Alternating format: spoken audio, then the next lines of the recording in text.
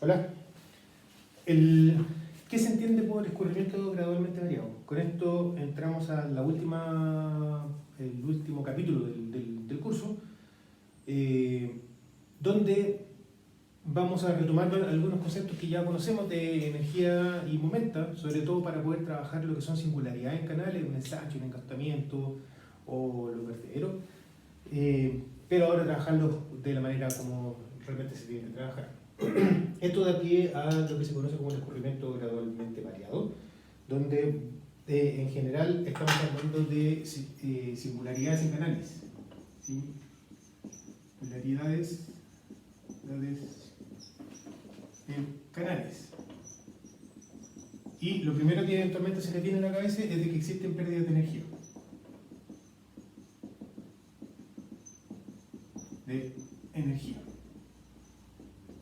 ¿Ya? Por lo tanto, eventualmente uno podría decir Bernoulli en 1 es igual a Bernoulli en 2 más las pérdidas de energía singular. Pero como ya se pueden imaginar, el camino no va por este lado de acá.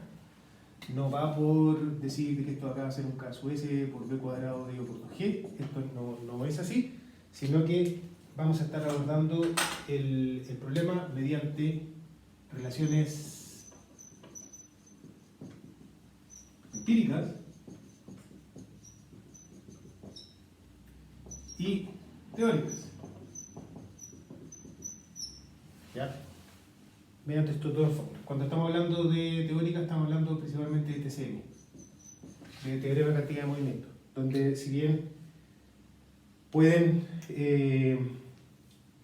hay la energía en punto 1 antes de la singularidad es mayor que la energía que se tiene después de la singularidad, incluyendo diferencia de Cote, todo eso ahí. Sí se puede partir desde el punto de vista de sumatoria de fuerza, de manera tal de poder encontrar una relación que permita calcular 1 con 2. ¿Ya? Y cuando estamos hablando de relaciones empíricas, aquí estamos hablando principalmente curvas experimentales.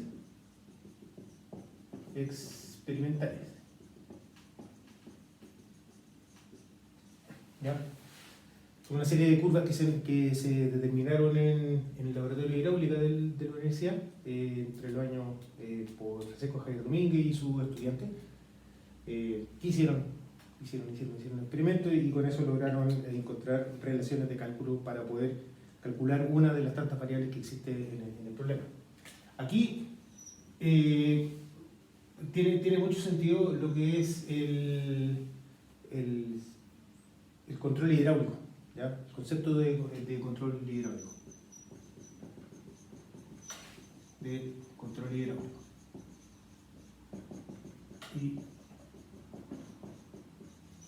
Hidráulico. Por ejemplo, nosotros ya, y esto es algo que ya lo conocemos, pero que lo vuelvo a insistir porque es una de las cosas centrales de este curso de hidráulica. Nosotros tenemos, por ejemplo, vamos a tener ejemplo, un ensanche con grado de bajada.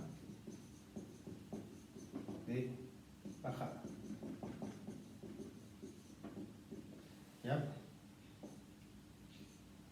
Tenemos un aumento en la sección de escurrimiento y vamos a tener una grada de bajada.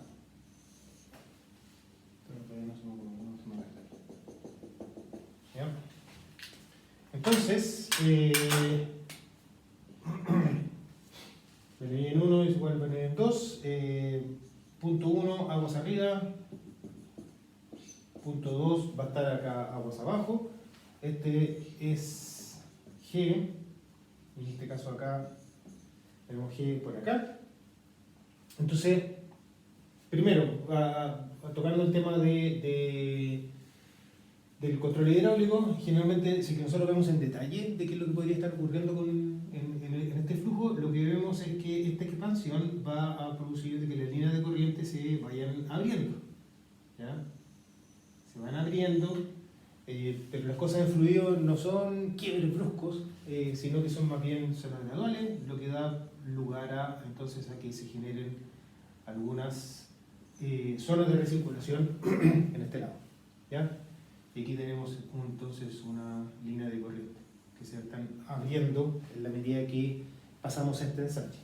Ahora, si vemos el problema en planta, o sea, en perfil, digamos así, tenemos la altura de escurrimiento, viene, y se produce en general una aceleración acá en la zona más angosta que termina como resultado con una altura de escurrimiento menor. Y aquí de nuevo, si vemos las líneas de energía, van a haber una expansión, pero sobre todo vamos a tener una expansión hacia abajo, donde de nuevo aquí vamos a tener una zona de recirculación y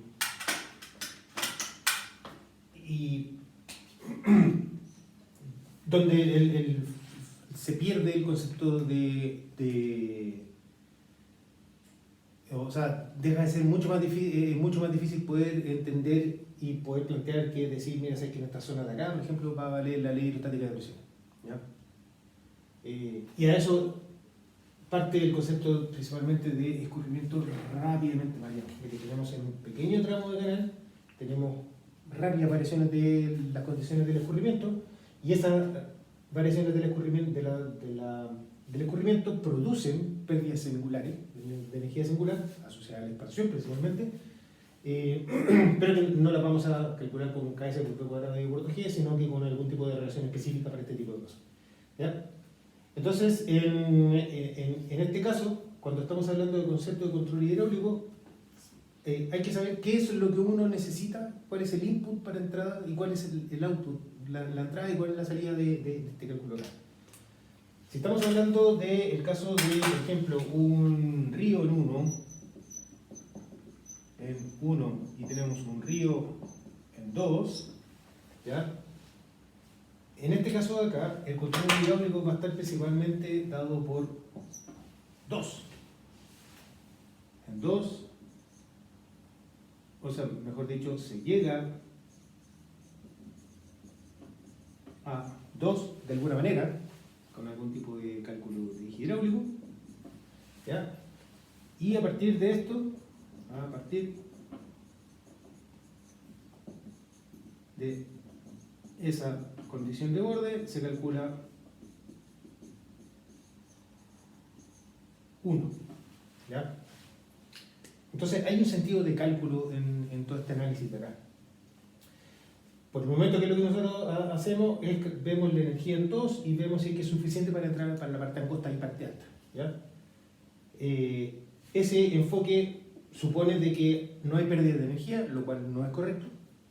Y para poder abordar este problema se tienen que ocupar algunas relaciones. Voy a estar mostrando algunas relaciones específicas que van a permitir el salto desde la sección 2, que es la que yo conozco, a la sección 1.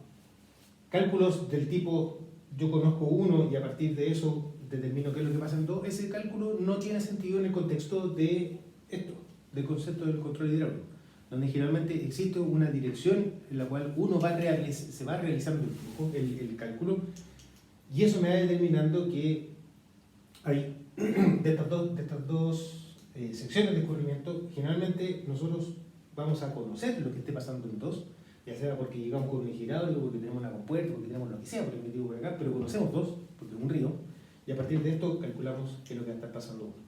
¿Cómo va a ser ese cálculo? Va a ser con relaciones empíricas, con laboratorios, con curvas, ¿ya? Que era la forma de cómo se hacían los cálculos antes, y de hecho todavía se siguen haciendo, ¿sí? ¿Ya?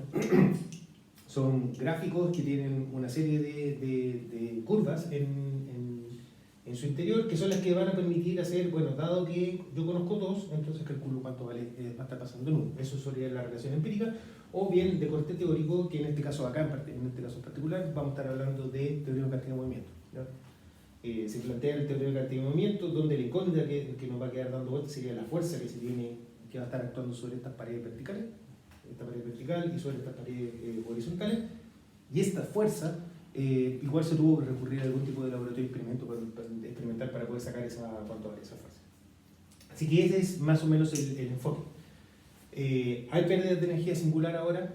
no las vamos a estar cuantificando como un coeficiente de pérdida de energía singular por B cuadrado dividido por G. Hay un caso que sí, ¿ya? Pero en general no vamos a estar cuantificando, sino que vamos a recurrir a gráficos y ecuaciones específicamente que tienen alto sustento de laboratorio para poder abordar este tipo de singularidades. Y ahí a lo mejor ustedes les puede venir la pregunta es, si yo tengo el laboratorio de canales, por ejemplo, en el laboratorio, allá en la facultad, ustedes verán que los laboratorios de canales, los canales más grandes son de este ancho, ¿ya? 50 centímetros, una cosa así, ¿ya? ¿Y con qué patudé alguien les puede decir, bueno, yo tengo un canal de 50 centímetros y con un caudal de litros por segundo, ¿cómo estos resultados de acá son válidos para, por ejemplo, diseñar un canal como el canal San Carlos, que ya tiene 20, 30 metros de ancho, con varios metros cúbicos por segundo? ¿Ya? Esa es una buena pregunta, y para eso es que vamos a estar trabajando con variables adimensionales, ¿ya? Las alturas de escurrimiento las vamos a dividir por una distancia, por una altura característica del flujo, altura crítica, ¿ya? Y a partir de eso es que uno, mediante un análisis dimensional y de teoría de modelo, es que se logra ver que obtener resultados que son lo suficientemente genéricos, que sean válidos para poder explicar el flujo en laboratorio y el flujo en escala real. Eso. Nos vemos. Chao.